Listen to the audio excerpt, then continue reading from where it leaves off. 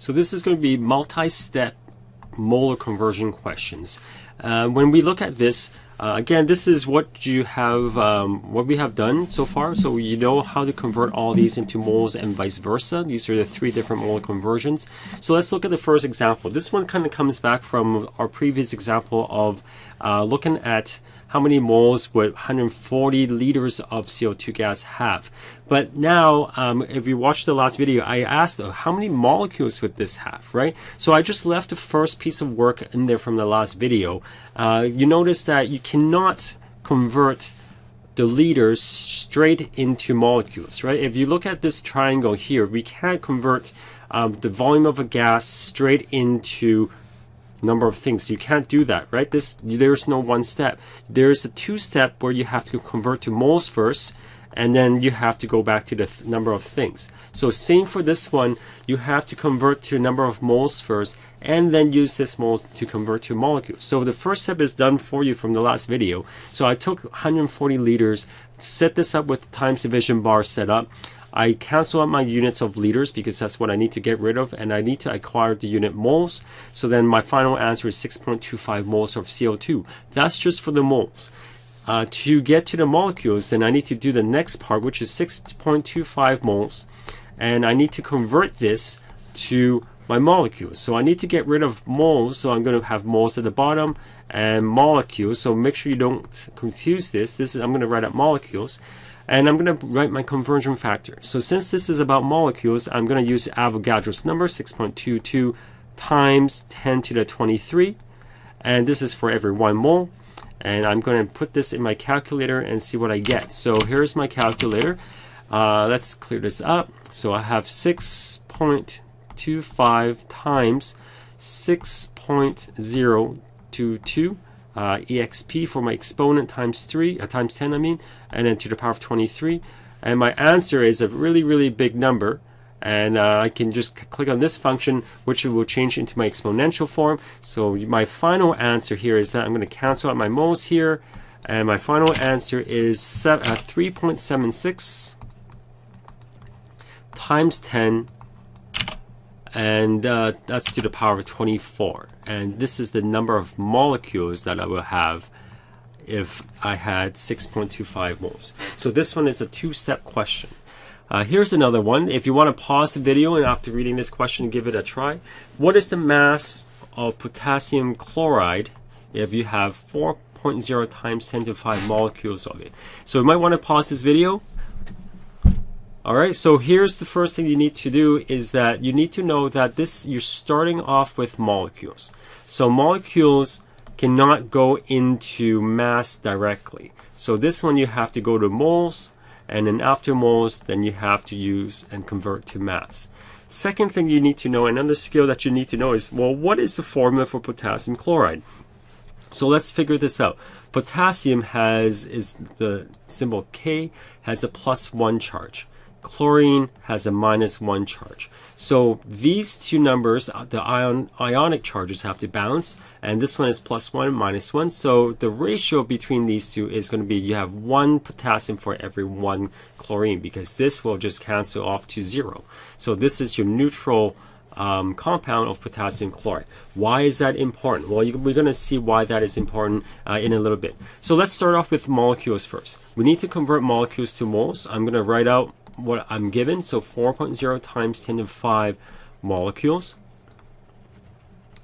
And I'm going to times division bar. And molecules is going to be my bottom because I need to get rid of this. And my moles is going to be what I want to find because I need to convert moles. Again, I cannot go to mass right away.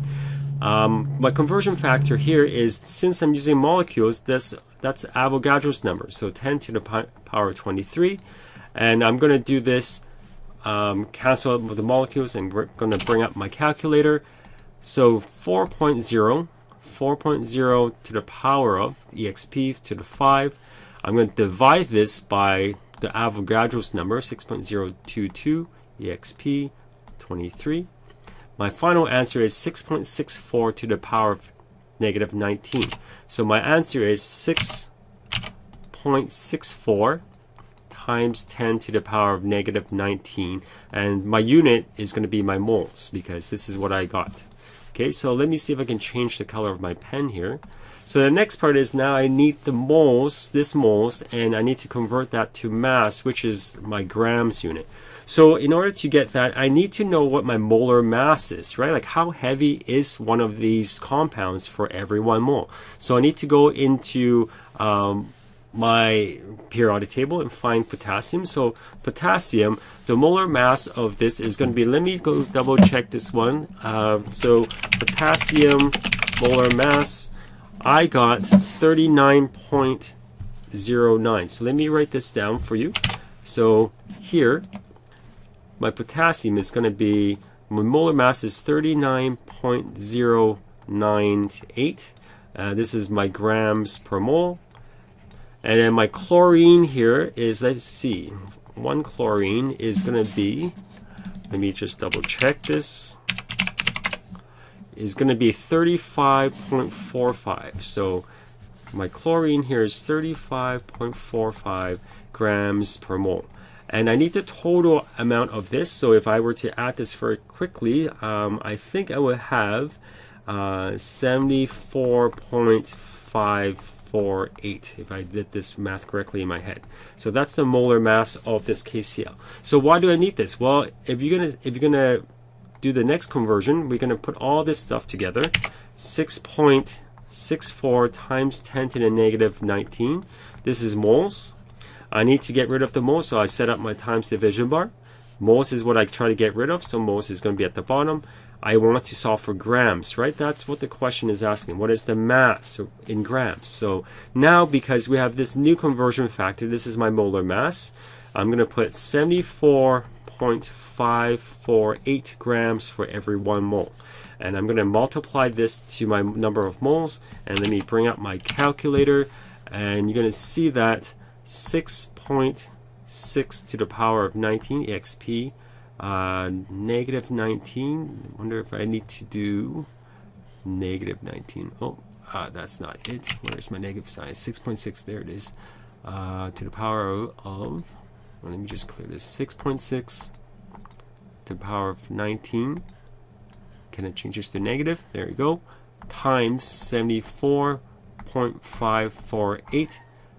That's going to give me 6.6. So that's going to be, that doesn't look right. Is that right? 6.6. I still want to double check that one. That doesn't look right. 6.6 grams. That's what I got from this calculator. I sort of want to double check this one again.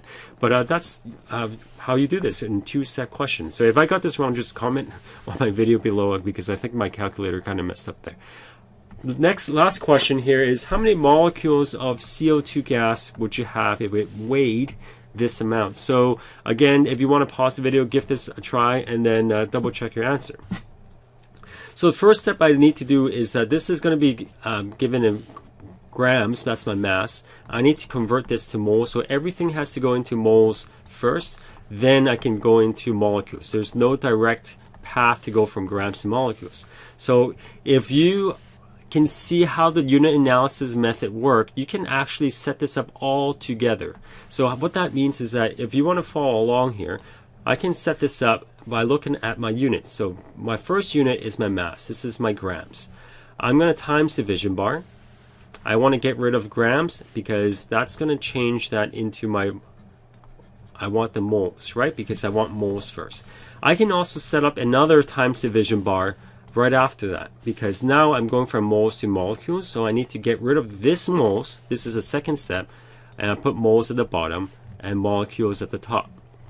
So you notice that I just need to fill in the conversion factors here. So the first thing I need to do for my mass, I need to figure out how heavy is my carbon monoxide here. So 1 carbon is about 12.01 grams, and my oxygen is 15.99. I'm just going to round it off to 16.00 grams, and we're going to total this to be 28.01 grams per mole. So I should put per mole here. These are all per mole because that's a molar mass. So my conversion factor is that now for my mass, I have every 1 mole of carbon monoxide, I have 28.01. And I can do the next step here because now this is another conversion factor, right? This is just your Avogadro's number. So 6.022 times 10 to the 23 minus 23. Oh no, sorry. This is plus 23. I'm getting all my numbers mixed up. This is plus 23. This is per mole. So then you can see that I can cancel all this stuff off, right? My grams are going to cancel. My moles are going to cancel. And what my final unit here, I'm just going to write it down here, is my molecules. And the next part is all my number calculator work. So let's hope that my calculator work is going to be better this time. I'm going to start off with my 0.07, divide this by 28.01, and then I'm going to multiply this by 6.022 to the power of 23, and then my answer is this gigantic number. Let's see if we can change that. There we go. 1.5 to the power, well, times 10 to the power of 21. So 1.5 times 10, and then I'm going to check my calculator again. Here's my exponent plus 21. So I have 21 molecules of carbon monoxide if I have 0.07 grams. So double check if I did this right, because my calculator or my work could be wrong, but I feel like I'm pretty confident that this is correct. So this is the number of molecules that I have for 0.07 grams of carbon monoxide. So there you have it. That's your two-step, multi-step question of molar conversions. The whole key point is make sure you convert everything to moles first. There's no direct method of grams to molecules or the other conversion factors. Make sure everything goes into moles, and hopefully that video has helped you. Thanks for watching.